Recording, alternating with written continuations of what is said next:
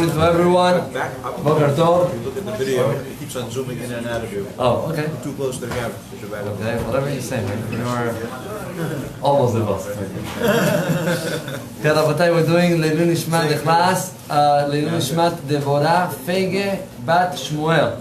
She's the mother, I believe, of the one that is organizing all these shiurim in the lighthouse. So Bezat Hashem, all these shiurim are going to be Leilun Nishmata. Very interesting question that someone asked. He says, listen, all the 10 commandments, when you read them, they have all the time a very singular language. Yeah? Anochi Hashem Elokecha. Lo yeh lecha Elokim acherim. Right? Lo tirtzach, lo tin'af, lo tiknov. Everything is you. You don't do it, you don't do it. So why you? I mean, God gave the Torah to all of Am Yisrael. Why God have to use this lashon of singular? And it goes even more. We said that the first commandment, we just said it, Anochi Hashem Elokecha. What's Anochi? What's this word Anochi? Ani. What's Anochi? Anochi Hashem Elokecha. So I saw a beautiful perush of Rabbi Hirsch, Allah Shalom, that he used to say like this.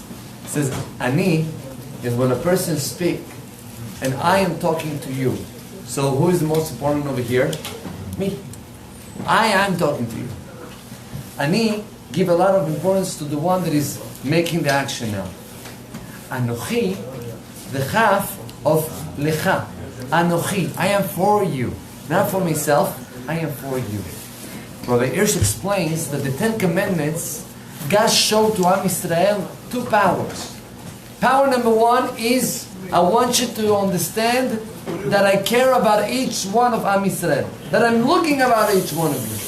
But not only I'm looking, but I feel whatever you feel. I am for you. I'm dedicating myself for your needs. And that's why all the 10 commandments we're talking about in a singular way. To let it understand to each one of us that Borei Olam is talking directly to you. You are special.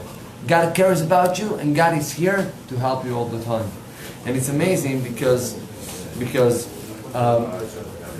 all the concept that Rambam explains, that how all the Avodah Zarah started in the world, at the beginning, everybody believed on HaKadosh Baruch Hu. Everybody knew that God is the one, is the creator. So how the Avodah Zarah started? Say that Rambam, interesting. The people started to think, they said, you know, everybody knows that God exists. Of course, it's not even a question. But, you know, if God gave such an importance to certain creations that He created, like the sun, like the moon, that they are big, they're powerful, probably God wants us to appreciate whatever He created. Right? What happened was that they started to appreciate it, and they started to give a lot of importance to the creations of HaKadosh Baruch Hu, and they started to forget a little bit about the importance of God Himself. With the time, people started to say, you know what? God is so big, so powerful. He doesn't care about small people like us. It's like I'm going to tell you, listen, you know that there are some ants in the floor. Okay? Do you care about what this ant told the other one? Who cares? Those guys are so small. No one looks at them. We are the same thing in comparison to Borei Olam. He's huge, he's amazing. Who are we? Nothing. Right? You're taking an airplane. Yeah, and how many times, you know, you look at the window and you see all the cars like that, small. You say, if that's the car, what's the person? We're nothing. We are nothing. And we have in politics and fights and what we are in the world? Nothing. Say, HaKadosh Baruch Hu, I want you to understand, Anochi. I am here for you. I'm caring about every single action that you do. You know, I remember there was this guy that he said that he gets saved all his life, spiritual life, gets saved because of an old man in a Bet Avot. There's a Bet Avot in old age home. Huh? Old age home. He got saved because of that. So what happened?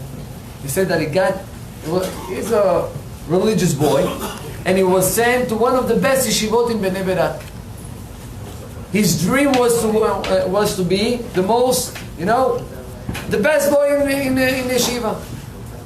He said that he got to yeshiva and he was so proud of himself. He started to learn, and very quick he realized that Habibi, no one is looking at you. You know, you're not the best. You're not the best in the learning. There are 10, 20 boys much smarter than you. You're not the most matmid guy. Matmid is the one that learns non-stop. There are guys that are learning non-stop, mamash, 24/7 almost. You're not the most tzaddik one neither. There are guys, you know, such a tzidkut. And he started to realize that he is nothing. He's nothing. He's one more guy. He said that he got so broken because not only that, in his house, he was the middle one. The oldest one was very famous and very known in the yeshiva that he learned. He was a brilliant boy.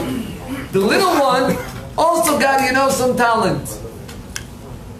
And you know, there are always those nice friends that are reminding you how best or not best you are, right? Always telling you, you know, oh, your brother was amazing. Listen, you have a lot of work to do, huh? You gotta be like your brother. And he said he got broken by all those comments. He got broken, and he stopped to enter to his own yeshiva. He was going every day instead of going and learning in the yeshiva. He was going to this Bet Avot. Why to the Bet Avot? It was nice, was quiet. There was a shiur every day over there. They were giving, you know, cookies and coffee. He didn't relax. He says that one of those days, an old man comes up to him, tells him, listen, you're coming to a place very young. You know, that's not a place that you're supposed to be now in that age. What are you doing here? Nah, listen. The guy didn't leave him. So you gotta tell me, what are you doing here? What's going on with you? The guy told him, this old man, in the middle of that he was talking, he stopped him, and he says, stop right away. What happened? He took off his sleeve, and he says, you see the number? I was saved from the Holocaust. And this Imach Shemov Zichro Hitler, what he wanted to do with those numbers is to take out our names, to take out the concept that you have your special name and that's you. Hitler wanted to show to each one of us we're nothing, we're like animals. All the animals you see in the street, cows, not in the street, but you see cows, right?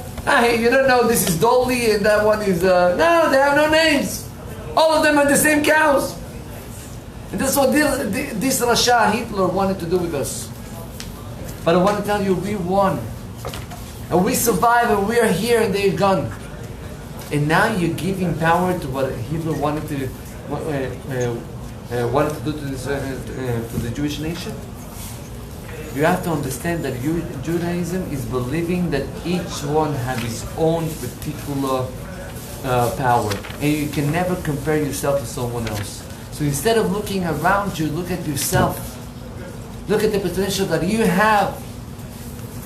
And be focused on yourself and don't look to the sides. He says, this guy gave me such a musar. I went back to yeshiva.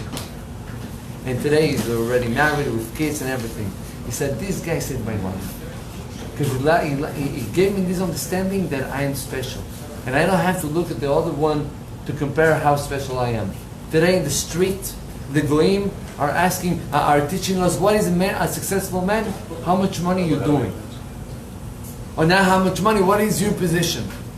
So your position is in the eyes of everyone, or you're a doctor? That's important. You're working in the mail. Fine, Bezat Hashem, right? What's happening over here? We have all the time looking around us. What's successful? And successful, it's not according to the people, it's according to you. Yesterday, I got to tell you, I was sitting with a boy. And this boy told me something, I was amazed. The guy told me, listen, I came from a country in South America. In that country, I am considered the most religious boy in the whole community.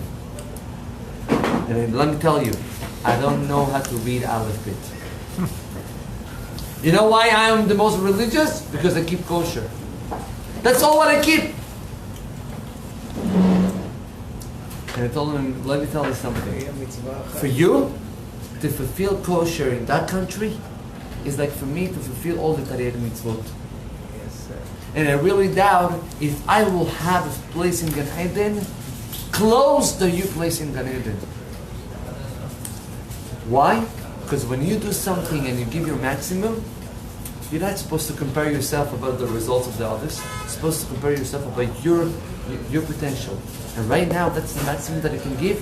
You're doing amazing. You're doing much better than me. Anochi Hashem Elokecha. Believe that God cares about you particularly.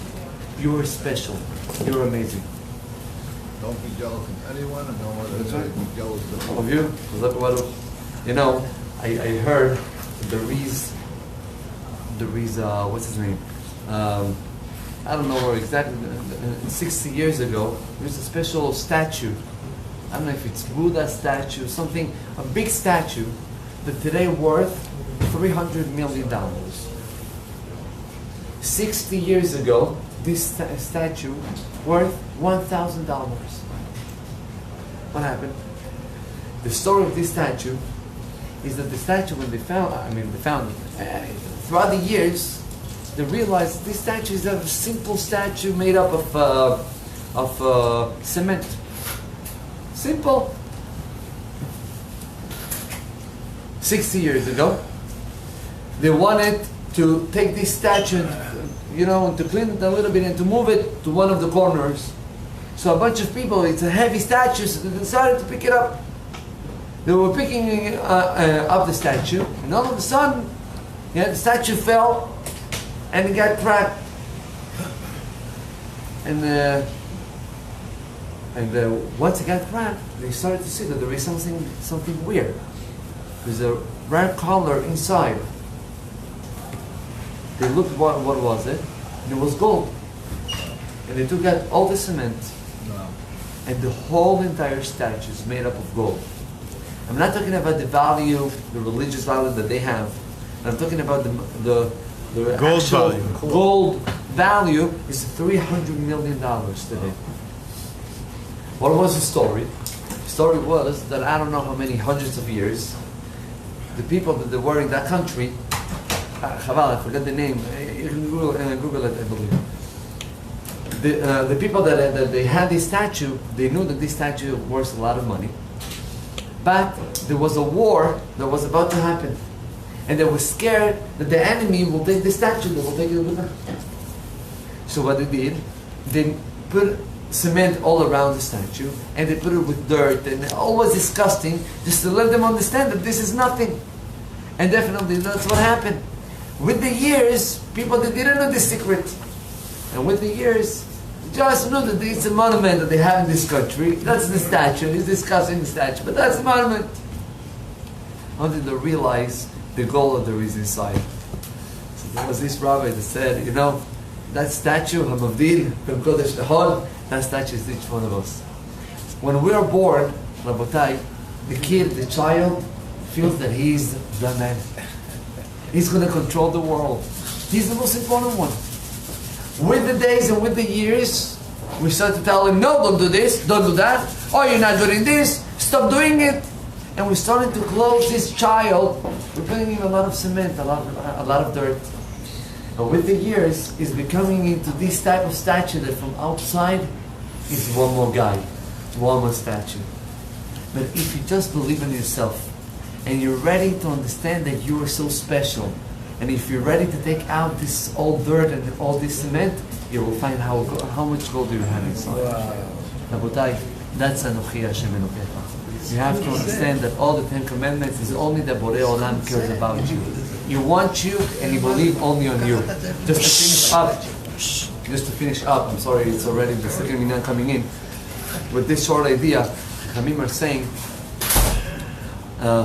that every single day that we open up our eyes, you have to understand that if you open your eyes today, it's because you have a mission today to fulfill. Why? Because if we have no more mission left, Habibi, we're not anymore here. We're going straight up. So if Borei Olam give you the opportunity today to say Modeh Ani, Say modeh ani to understand. Modeh ani lefanecha min achai v'kayam she'ata. I'm adding the word she'ata, that you ehazarta bi nishmati. You gave me the neshama today to fulfill all my mission of today, and I have to trust that I am the most important person in this world. Baruch Adonai Le'olam. Amen.